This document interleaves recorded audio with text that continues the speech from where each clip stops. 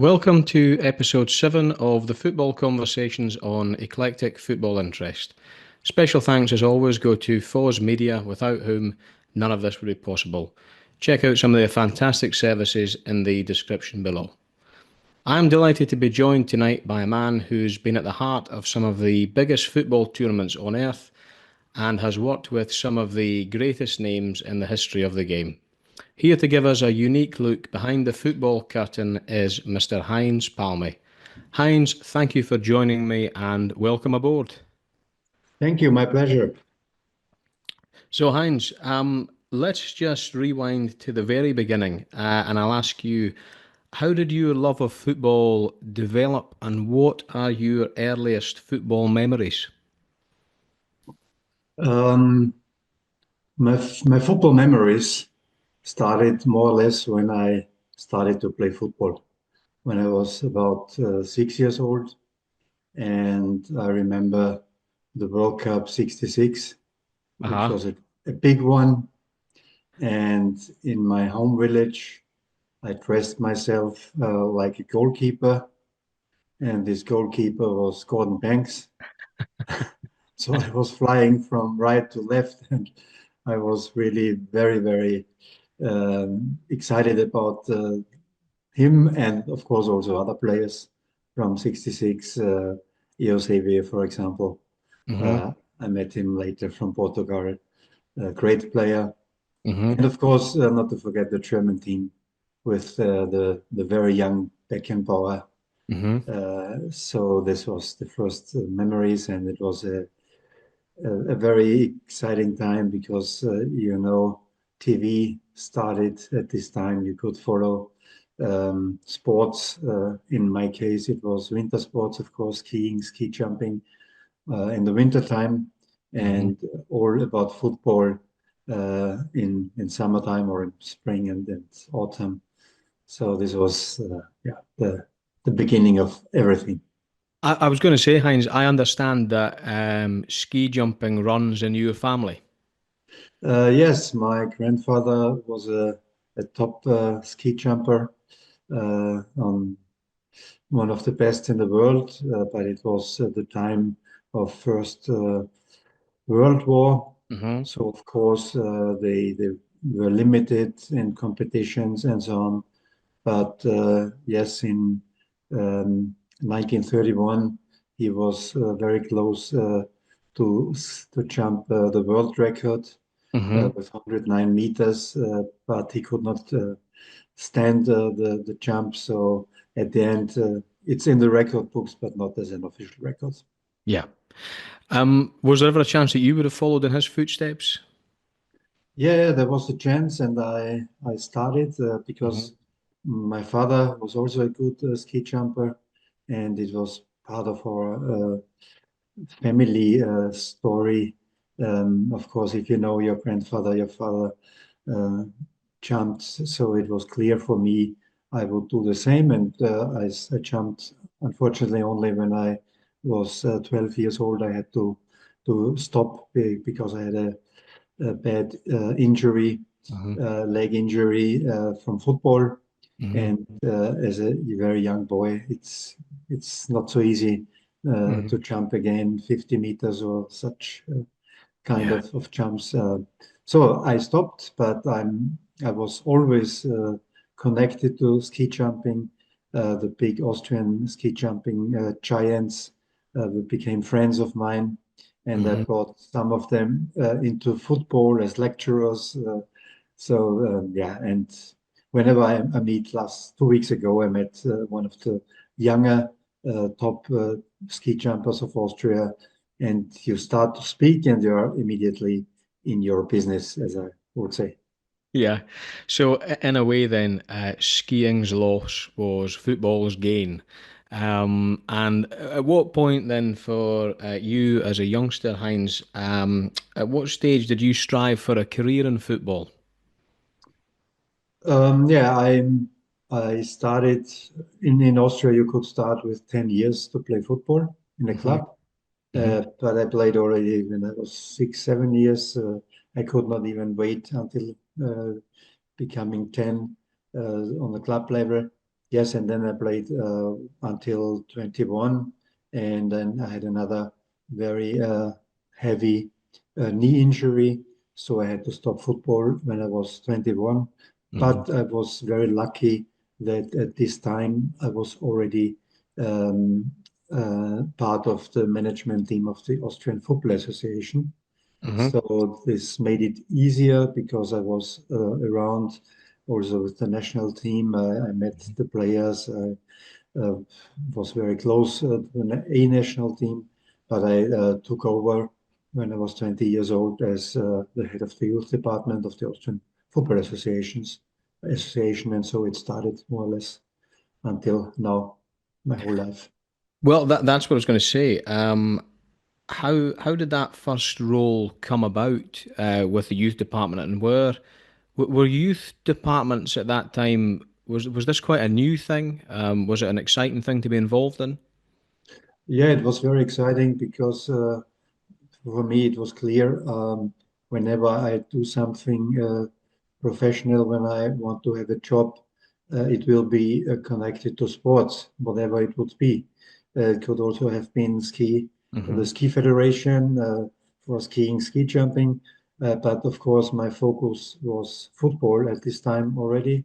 And yes, and the Austrian Football Association tried to find a young boy or whatever, a person to run the newly built youth department because at this time youth football was not very well organized in Austria. But when I arrived, they have started to build youth excellence centers, Hmm. and so I came into this business at the right time as very young guy with 20 years to run department of Football Federation. It was different, I would say, and I took the chance, and I was very clear that I will stay there my whole life. Hmm. Uh, and I ran the youth department for 7 years, and then I changed to next level. What did running the youth department involve? What kind of tasks would you be involved in? What kind of projects would you be leading, or what exactly did that entail on a day-to-day basis for you? Yeah. It was first of all the national youth teams, so the under 18 teams, under 16 at this time. I had to organize the matches home and away, wherever in Europe we had to go, or later even to the World Cup in Mexico. Hmm. So I was more or less the key point of focus also for the players, for the coach. Hmm. I had at this time, at the very beginning, only one youth national coach. We became best friends within a few weeks. Hmm. So we're really driving youth football. We wanted to improve the quality of the national teams. And very soon, in 81, we qualified for the first European Youth Championships, 82 for another one.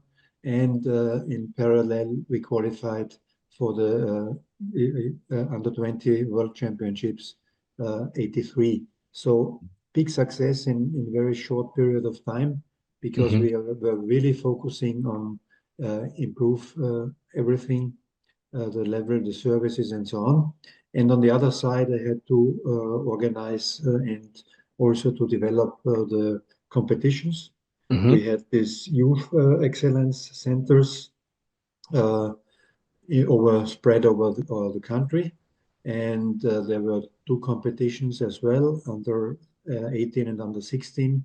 So we had to also more or less to control the coaches all over the country, to teach them, to make courses and so on.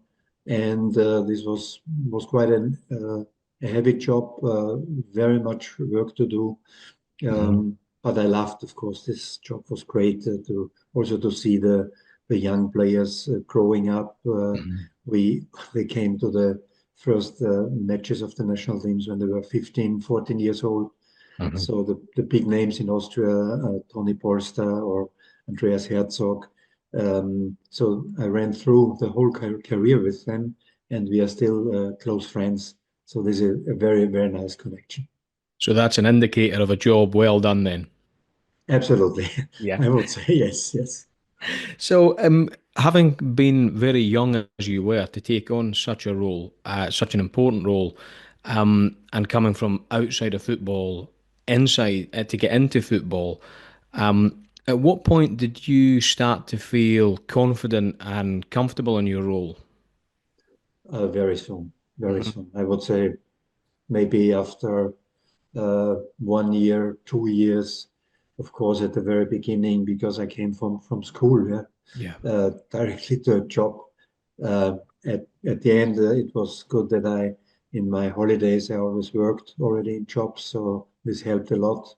Um, and therefore, I tried to make as many mistakes as I could afford Hmm. and learned from making mistakes. But as I had this central role and I had to work on my own. Yeah, I did not Hmm. have an assistant, so I could learn very, very soon.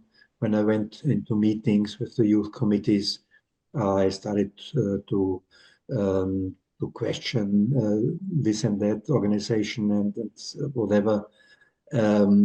So I felt very comfortable very soon, and then of course also to learn from other federations when you play national team matches under 18, under 16 against Italy, against Germany.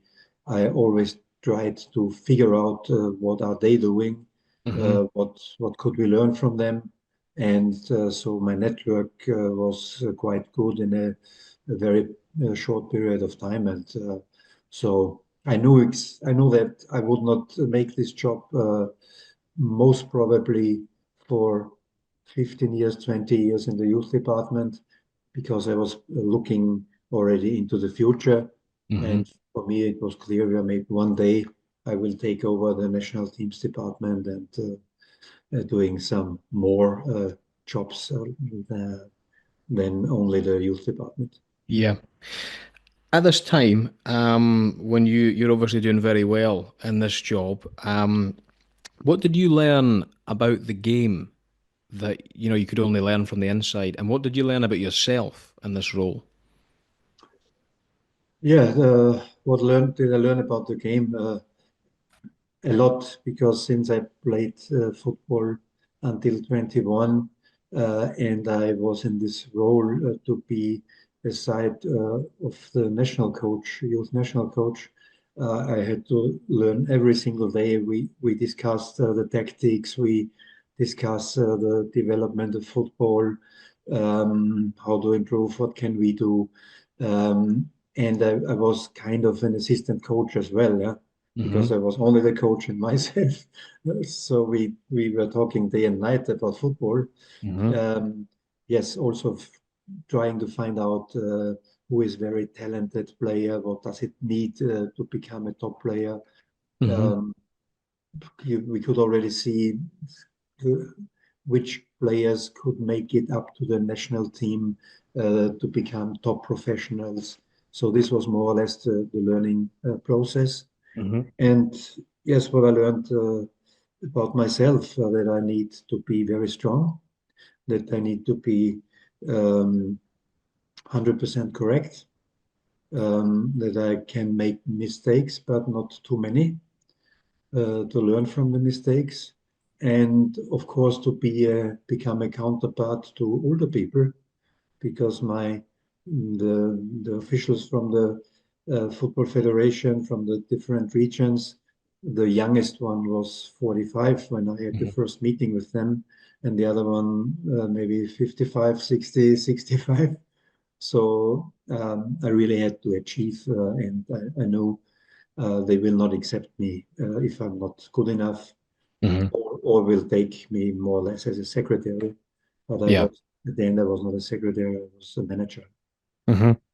And then, of course, as you mentioned earlier on, you did make a step up to the senior level, and I understand your role. Did your role change slightly? You done a lot of media work and things at the time. Is that right? Did you balance this with what you had done previously? Is that correct? Or? Yes, I became the director of the national teams department in '86 after 7 years in the youth department, and in parallel, the media director. So Hmm. it was two jobs, one person. The person was I. So um, which at the very beginning, of course, I knew the media work because I had to do media work also when I managed the youth teams. But of course, it was a different level. Suddenly, you sit in front of journalists. They are not too easy to be treated. Some of them they wanted to challenge me, Hmm. um, and so this was maybe the first couple of months. I really had to learn again how to manage this. And on the other side, it was the national team, or Olympic team, under 21 teams. So this was not new business for me, but again, of course, the players became older. They were, yeah, professionals. They had a different view on their lives, Hmm. and it was clear that I have also um, to get to another level and become even more manager. How did you find dealing with the media? Like you just said, it was something entirely new, and then you're facing cameras and questions and things. How did you deal with that? And what kind of advice did you take on any specific advice from people about how to deal with that, or did you just learn on the job? Yeah, I learned from what I have had seen before, because I was also sometimes with the national team and at matches when we had under 21. And so I could see how the media is organized. And of course, uh, I knew the big heads in Austrian media Hmm. from reading newspapers and seeing interviews and so on. And I knew that I have to find the right way because I was not a journalist before. So yes, I succeeded the media director before me. He was a journalist. He was very close. It was like a family member, Hmm. and I had to find out the best way how to deal them. And for me, it was very clear they must trust me. Whatever I tell them must be Hmm. correct. I will not lie on any issue. And sometimes I will have to say, I cannot give you this information. And it worked quite well, quite soon. Hmm. So even today, some of the media still in action, still working. They always say I have been would have been the best media director of the Austrian FA, Hmm. which honors me, of course, and I think I did it a good way, the right way. Hmm. Um, and yes, they could me call me day and night. Hmm. Yeah, they I never said okay, I'm not available on a Sunday. Hmm. Um, because I knew they are doing their job. When they Yeah. call me, they need something. Yeah. And if I would reject or not take the phone, they Hmm. would be disappointed, or they would even make a different story. So Yeah. I could also influence them and Yep. giving them information, helping them. And I think this was more or less the secret. You mentioned earlier on, Heinz, about doing this media role and a lot of organisation for the first team. There's an awful lot going on there for one person to deal with. Did you enjoy the work? Did you enjoy the workload? I fully enjoyed the work Hmm. um, because I could handle it. I Hmm. could manage. It was not easy because during the day, when the others, the coaches, had some coffee or talking about something, I had to work. Yeah, when Hmm. press conference was over, I still had to continue, Hmm. and the others were at lunch already. So Hmm. this was not so nice, not so easy, but I was used to it, and I did not even think about that it would be too much for me. Yeah. So then, in 1992, Heinz, you start to work with a real, the top manager in the world at the time, Ernst Happel. He comes in, and he is famously he doesn't have a good relationship with the media. How did you find your workings with him, and how did that relationship develop? Yes, at the beginning, I was, of course, was not sure how it will work. I thought it's going to be a tough time, Hmm. but at least I had, yes, so much experience already Hmm. with the content of the work, with everything I had to do. And yes, I know, of course, that it was not in a very good health condition at this time. He was very clear, near to die several times also in this year. And it was clear I have to be, as I have been to the other coaches, quite open, asking him what he needs, telling him how I did my work before, Hmm. and then how to wait, how it's going to work, yeah, how it's Hmm. going to run with him. And surprisingly, after yeah maybe the first 2 3 weeks where it was difficult with him, um, because he refused that I would call for media conferences. He said, "Okay, and I don't need this." So I tried to find the best way and trick to Hmm. overcome it. And I said to him, "Yes, coach, I understand that you don't want to have press conferences. I would have just one proposal for you. Uh, let's meet with two or three or four of the older journalists for a cup of coffee." And he said, "A cup of coffee is fine. You can do this." Yeah. And it Hmm. was the same. It was press conferences. It was the same format as always. But I think he also wanted to challenge me, how I Yeah. manage this kind of issue. Hmm. And he saw that I did it in a special way. So, uh, and from this moment onwards, no problem at all. Yeah. With very good time, and we were very close to each other. He Hmm. told me so many private things, Hmm. and yes, it's of course for me. It is still now. It is exceptional having had the opportunity to work with Ernst Happel. Well, to a man like that who's won two European Cups, league titles everywhere, reached the World Cup final, people don't normally get close to someone like that. What did you learn from working with someone like that? What kind of lessons did you take away from his approach to his job? Yeah, first of all, never be late. Never be late. I was late when we had our first trainings camp, and I came into a traffic jam, and I was 15 minutes late, and the media was waiting outside because it was an indoor physical test. And I came there, and I know now it's going to be tough for me, very tough. So I went inside and said, "Okay, I'm sorry, I made a mistake. Should not have done this, and I just want to ask how you want to handle it. Can the media still come in as we had agreed for a couple of minutes?"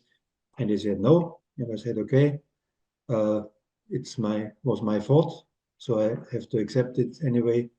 And then I know what I have to do, Hmm. and I never have been late again. And of course, to be very clear, to be correct, this was the principles of Happel, Hmm. and to focus on football, Hmm. not to focus on whatever else could happen. To focus on football, our most important deal to manage. And Yeah. I understood it, of course, yeah. And yes, that's what I learned. And also to prepare, he prepared every single training himself, Hmm. making some notes and preparing the training session in such a detail. And I saw, okay, if you want to be successful, uh, you really have to do the very, very utmost what you can do. A Yeah. very detailed work and yes, to be clear on what you want to achieve. So I would presume then, Heinz, that throughout the rest of the 1990s, you took that approach with you, meticulous detail, as you were then involved with, I believe, numerous World Cups, European Championships, UEFA tournaments, Champions League. What was that experience like? What was your role, and how did you find that environment? Yes, I first of all, of course, we got qualified with the Austrian team for the World Cups 1990 in Hmm. Italy and later 98 in France. Hmm. And this was of course also a learning curve because now you are involved in the biggest tournament of the world and how what is what is the standards, what is FIFA preparing, who are the people, and I think this was really good to learn these higher levels and yeah, also to find out what did not work. Maybe Hmm. not so much on the organizational level. I think I did my job, but also to learn that the team maybe did not fully um, apply the standards you need, not professional enough, young boys. Also, the team was very young. Um, and what I found out is that I want to be, if it's possible, to be involved in more tournaments if you are not qualified with Austria. Hmm. This would help me a lot in further development. And yes, I got invited to 1994 World Cup Hmm. in the States. And it was a big step for me, a big step, because I had to do with world media, with Brazil. My venue was San Francisco, and there were hundreds of Brazilian journalists. They were very pushy, and I had to find the right way also to handle them. Hmm. And yeah, it was a tournament over five weeks. I had Brazil USA, the eighth final match, the biggest football match in history of the United States. Hmm. 1,000 journalists and to prepare everything to manage together with the local media officer. This was really a challenge and it was great. Yeah. And to work in the FIFA team. Hmm. FIFA team means the technical inspection group. Hmm. There was Gérard Houllier, Hmm. and we became very close friends. Uh-huh. And we are very close friends. We were together almost every single night for dinner and also discussing about football and so on. And yeah, I had Graham Kelly, the Secretary General of the FA. He Hmm. was part of our team, so it was a small team at this time, seven, eight people. It became a family, and what I learned is if you if you're part of this family, your network will grow and grow and Okay. grow, and this will help you at later stage, which was confirmed in some areas. If you know, of course, I call FIFA because there is something with anti-doping, and the secretary of the FIFA anti-doping committee was with you Hmm. in San Francisco. Hmm. So, yes, I met Sepp Blatter, who was at this time Secretary General.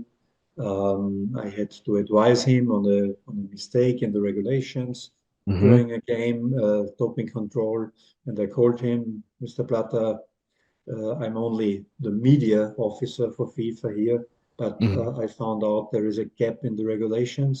I just Yep. want to tell you to avoid mistakes and a scandal, and he was very thankful.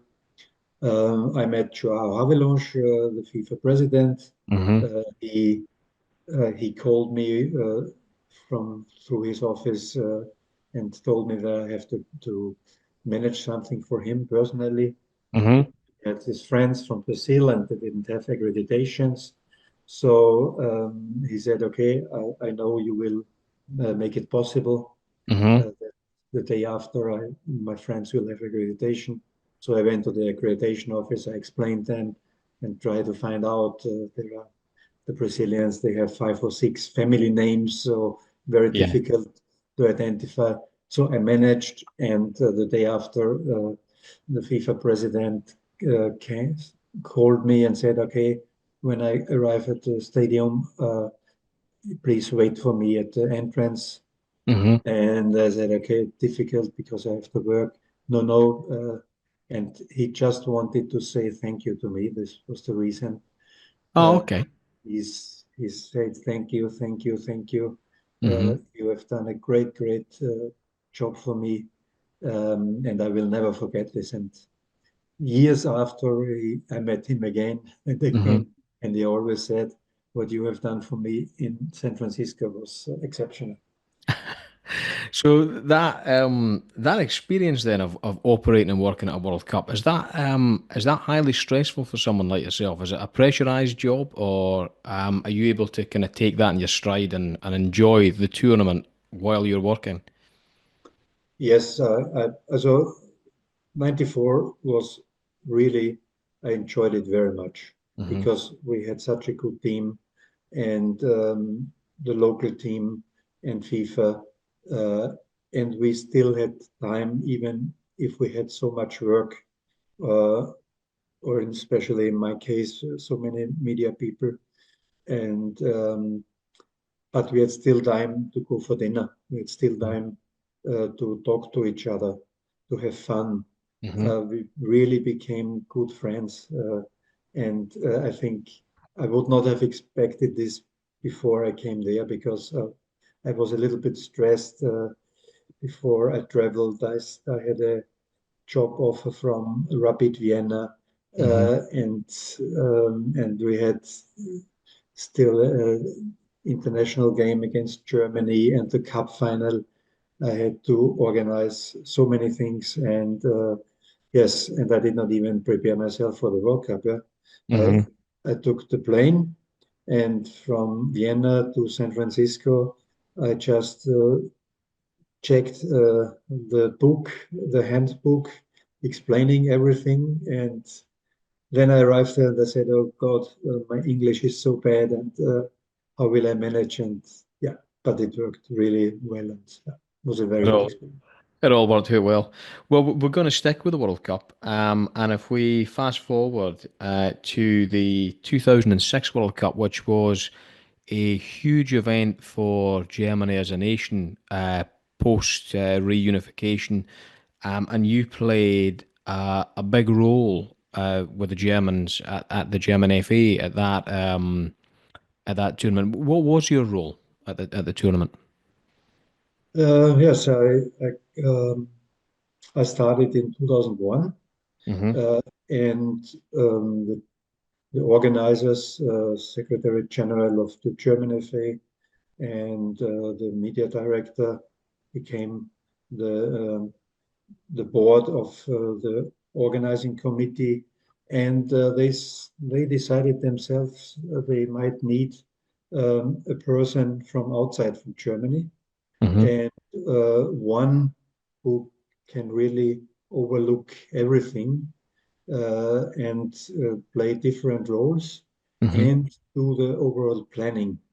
Yes. And yeah, and so I started as director of planning and controlling, and um, yes, I immediately started. I checked all the documents, um, the agreements between FIFA and so on, and I made a roadmap. And yes, I got accepted by by my bosses immediately. We knew each other already Hmm. from many years working on different levels together. So yes, I started as the director of planning. And then I identified that there will be some gaps in the organization where you would not hire people at the first stage. So also as a result of my planning of the roadmap, the master plan, to find out, okay, let's say hospitality, we don't need one in 2001, Mm-hmm. maybe in 2003, but you need someone who takes care of the matter. Yeah. Mm-hmm. And so I gathered more or less 6 or 7 uh, key projects, and I got a lot of course much insight on everything. And yes, very soon I was more or less part of the leading team of the board. Mm-hmm. In 2002, I started also. I got invited to be part of the meetings, um, to prepare everything and make it more professional as it was before. And at the end, over the years, yes, I was sitting with all the departments, head of departments, discussing their planning, and going ahead, and also trying to find the best way economically not to waste money in Mm-hmm. terms of not good planning. And this was helpful. And in 2005, I became the general coordinator.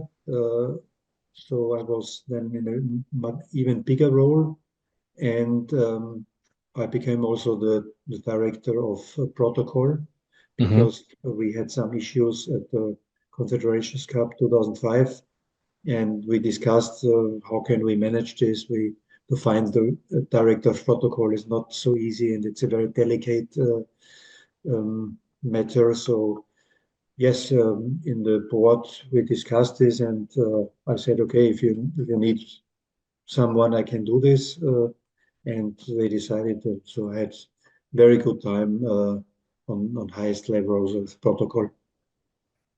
And also, I understand you worked closely with a man we mentioned earlier on, Franz Beckenbauer, at the tournament. What was it like to work alongside him, and what was it like to be um, in the German camp, if you like, when they did so well, and it was such an important tournament for them? Could you feel that this wasn't a normal World Cup for Germany? This was a big event. This was a big deal. Could you feel that when you were there? Yes, I could feel it from the very beginning. Uh, of course, it had very much to do with Franz Beckenbauer. It was his World Cup.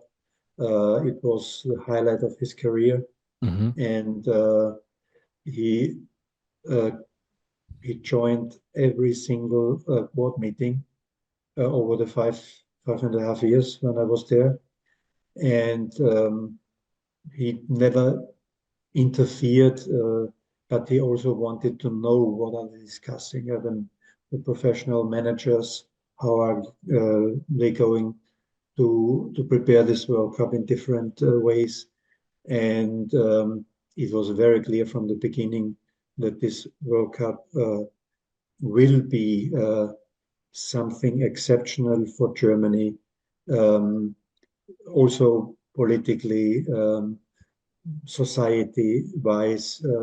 It must bring a new spirit into Germany. Yes, to be a host, be real a host. The Germans are not famous to be good hosts or Mm-hmm. friendly people, very straight and exact, and so on. And with Franz Beckenbauer, this was a totally different approach, and maybe also a small part I could play as Austrian, because Franz is more Austrian than German, yeah. But Mm-hmm. he is German, of course. Uh, he grew up in Germany, and he's a big part of the big country. But at the end, how he speaks and how he dealt people, and how he approached challenges. He was very close to be Austrian. Huh? At Mm-hmm. the end, he used to live in Austria for many years, and yes, to see how they are working, what they are willing to do, And we also focused, we had some principles. One was we would like to have good football. Mm-hmm. And football is the most important. So everything the players need have to be prepared. And on the other side, we want to have fun.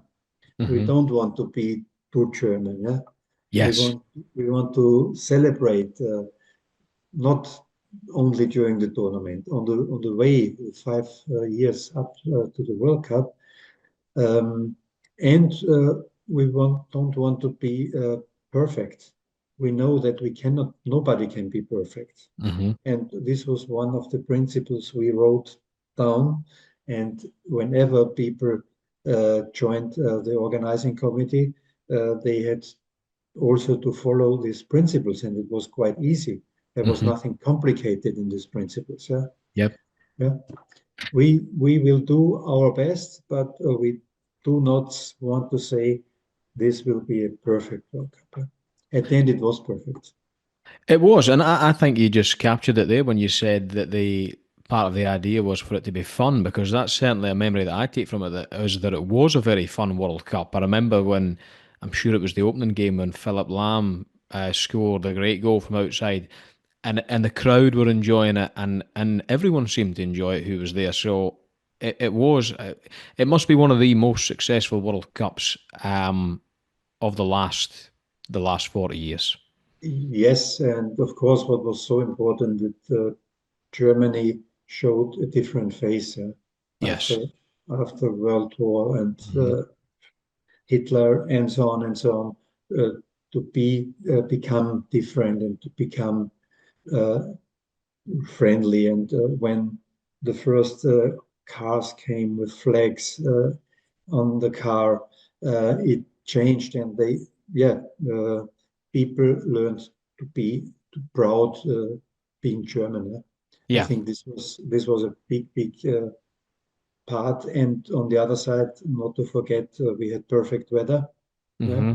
the whole tournament sunny, and the German team played very good, but not too good.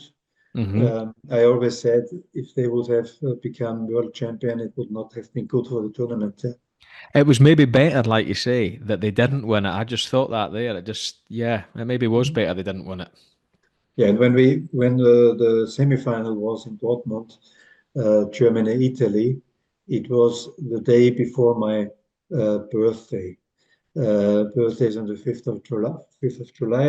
On the 4th of July, the match was played, and after the match, Angela Merkel and head of state, they decided they want to go to the dressing room of the Hmm. German team, and I had to go with them as head of protocol. So we only the two of us and two bodyguards and I, and we crossed the field in Dortmund. You have to go to the other side Hmm. over the pitch, and I said to Angela Merkel, but this is a men's team dressing room, Hmm. and just to prepare yourself. And she said, oh, no problem, I will do this. Yeah. So she knocked the door, she went in, everything happy, two naked boys there. She, she didn't have any issue with this. But then we came back, and yes, and um, we had in all the stadiums, we had two small launches for Hmm. 15, 20 people, one for the FIFA president and one for Franz Beckenbauer. Hmm. And I came to Beckenbauer's launch, and coming there, a long face and disappointed. So I said, okay, guys, uh, okay, I'm only Austrian, yeah, but Yeah. maybe this is even the best argument for you to say it's the best what could have happened. Yeah? Yeah. If Germany would have gone to the finals and even become world champion, people would say, "Yeah, the Germans again." Yeah. So, and yes, it ended up with drinking champagne on my birthday. We started, and Franz Beckenbauer was very easy, and Heinz, and everything is fine, and we will have a good final. And then we had this brilliant match for the third place in Stuttgart, Hmm. Germany against Portugal. It was a big party. So Yeah. it's really this kind of organization. You cannot plan it, but this was really perfect. Yeah, it was. It was fantastic, and it's something to be proud of. Um, so we've had Beckenbauer, we've had Merkel. I know you've worked with a lot of big names, and I've come across names like Pele and Maradona. What have your experiences been like with people like this, some of the biggest superstars in the history of the game? Yeah, I met Pele, I think, a couple of times, but really close only once. Hmm. He came for MasterCard on a MasterCard tour to Hmm. Vienna, and they made TV interviews with him. Only 6 or 7 people in the Happel Stadium. At this time, it was the Prater Stadium. And yes, and we have been informed of sitting in the office, which was in the stadium. Uh, yeah, Pelé is coming. Yeah, so okay, yeah, Pelé. Okay, let's go. Let's see. And 3 of us going to the stadium um, on the red tribune, and Pelé was there. Yeah?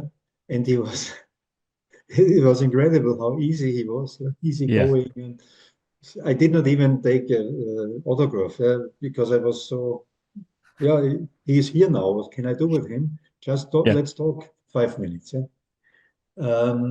Yeah, Maradona, I met him several times on different occasions during the World Cup in Germany. He was a very special guest, was also uh, not easy to handle him. I even had to hide him in a locker room because people were behind him, media and so on. And he spent there half an hour. And in 2010 in South Africa, um, I met him when he lost against Germany Hmm. with Argentina as national coach, 0-4. He was totally destroyed.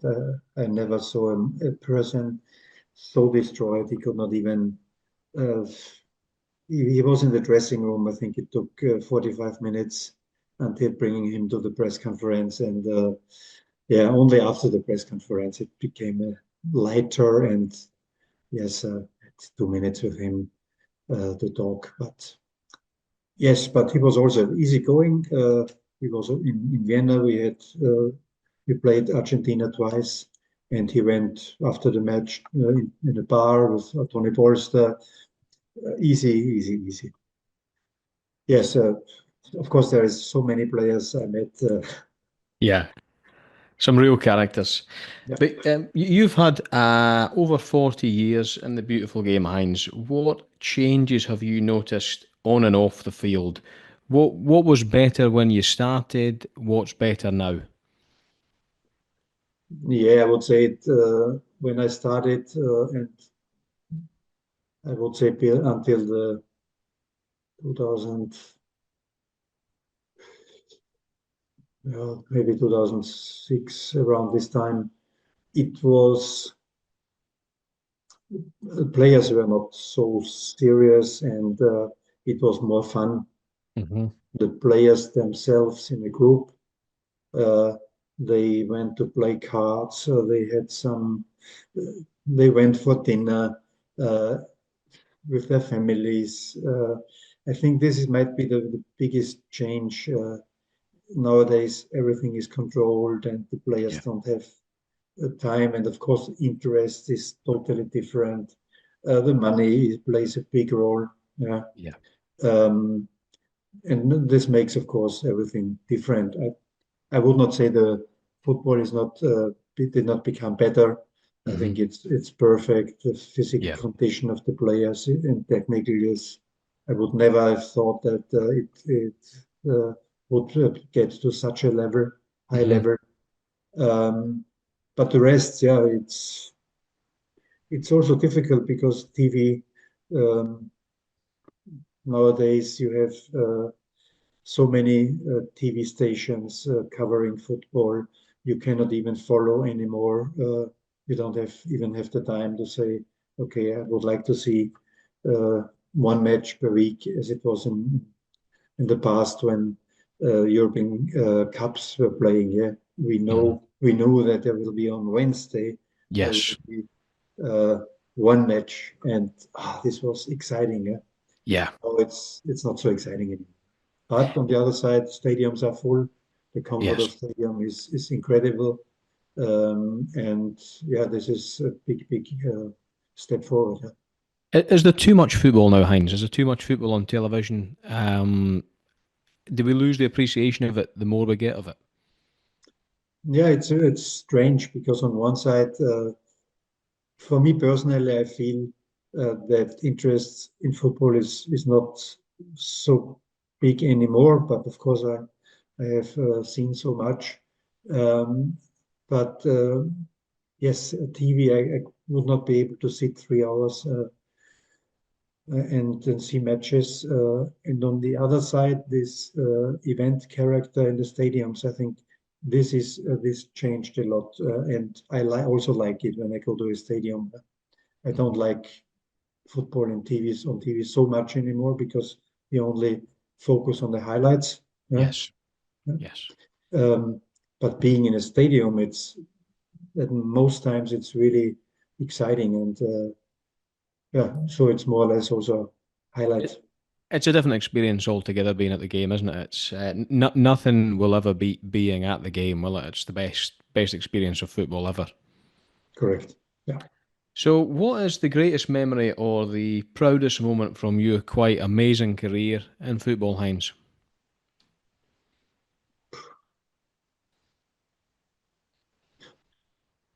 I would say um, after the final whistle and ceremony in Berlin 2006, Hmm. when Franz Beckenbauer and I and our wives and very few people were ended up in the VVIP room, and we were so satisfied, so happy, yeah, and and quiet in this moment.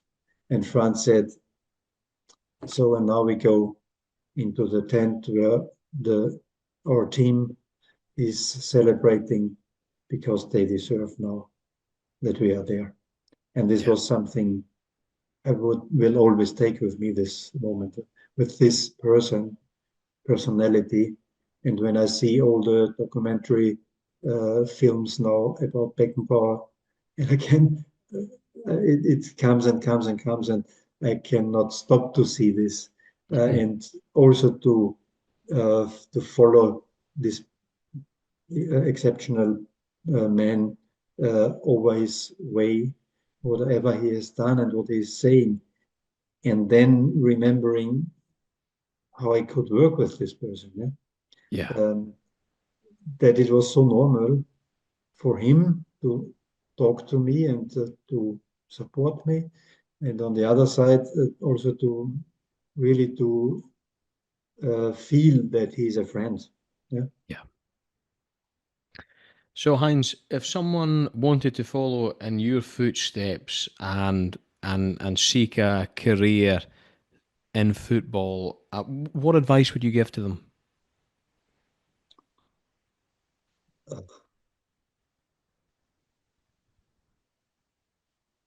yeah. Work hard. Um, Never lose your passion for what you have to do. Passion is number one, and always treat people well and never give up. Yeah. Finally, Heinz, what is your philosophy to make the most of life and what drives you? Yeah, it drives me. Interest in what I want to do. Interest, and again, it's passion. When I started to become the general coordinator of the Austrian government in Austria for Euro 2008, the federal chancellor presented me to the media, and he said, what can we do? There is no no feeling that this will be a good Euro. What can we do? And I said, okay, we have to catch people. We need to go to make it understandable what we are doing. And so I invented the project 2008 Ambassadors of Passion. And this was the key, and this is also what drives me at the end. Work with people and show them your passion. I think that's one thing that comes across in you, Heinz, is your passion for the beautiful game. It's admirable and it's infectious. And this has been a privilege and an education. And thank you so much for joining me tonight. And thank you for sharing your football story with us. It's been fantastic. Thank you so much. Thank you. No problem at all. Thanks, Heinz.